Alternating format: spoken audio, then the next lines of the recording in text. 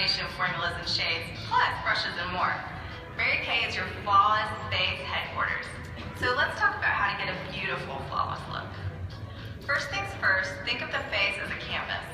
In order for makeup to apply smoothly and last longer, we have to prep the skin. A good skincare routine that includes a moisturizer is crucial to a flawless face. Consider incorporating exfoliation at least twice weekly. Applying foundation to dry skin can end up making the product drag and apply unevenly to the skin, so make sure you're starting with proper skincare routine.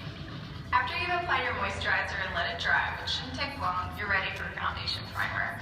And we have beautiful Elizabeth here, so we're going to demonstrate for you how to apply the primer.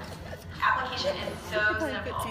Just squeeze about a pea-sized amount to your fingertips, then apply gently to the face, concentrating in the center of the face and working outward. This is going to give you a smooth canvas before you even start to apply foundation. Really simple. Finally, time for foundation. The look for foundation today is to have a no makeup look. Women want to look naturally flawless with a foundation that seems to disappear into their skin, allowing a more perfected version of their own skin to show. Mary Kay has so many great formulas and shade options. Today for Elizabeth, I've chosen the Time Wise Matte Wear Liquid Foundation. I'm just putting a little bit on the back of my hand, and the best way to apply this kind of liquid foundation is to use the liquid foundation brush. You want to concentrate in the middle of the face. Apply evenly across the face using downward strokes.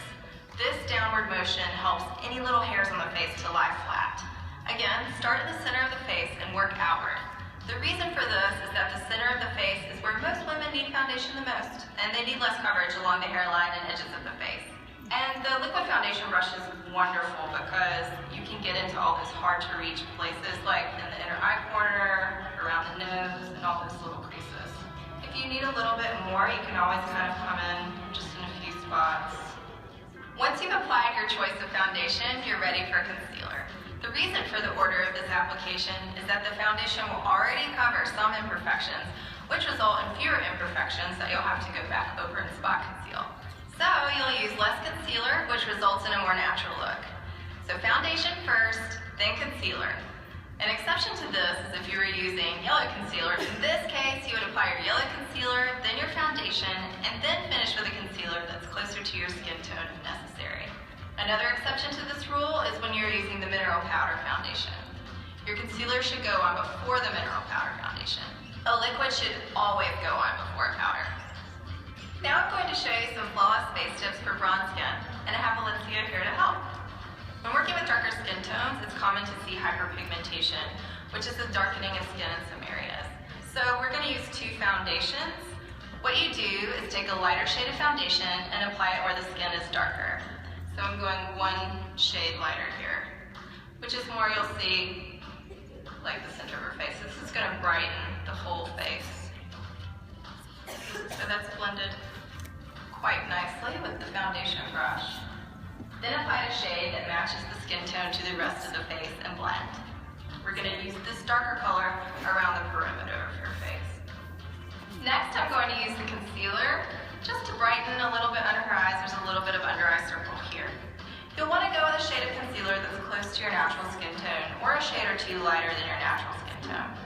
You can also bring the brightening into the center of the face with the concealer as well. Now that she's been brightened under the eyes, we want to give her a cohesive face. So we're going to highlight her with the concealer everywhere she needs a little highlighting. So right down the bridge of the nose, the bow of the lip, the indentation in the chin, and we'll do a T shape right between the brows.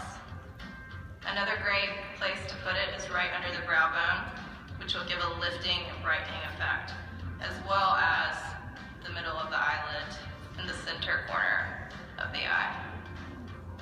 Another concealer application option is to draw a triangle under the eye, with the widest part of the triangle being under your eye and the point towards your cheek.